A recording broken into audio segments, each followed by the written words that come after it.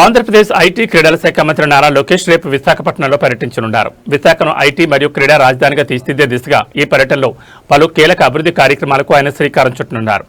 భారత badminton star PV సింధుతో కలిసి మంత్రి లోకేష్ పలు కార్యక్రమాల్లో పాల్గొంటారు.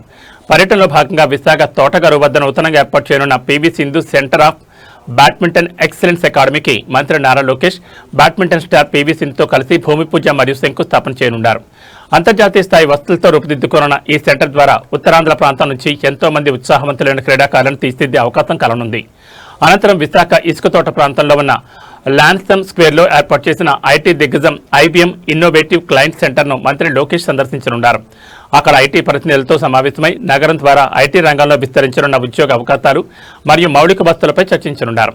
మంత్రి లోకేష్ రాక సందర్భంగా విశాఖ జిల్లాధికారులు, పార్టీ నాయకులు విస్తృత ఏర్పాట్లు చేశారు.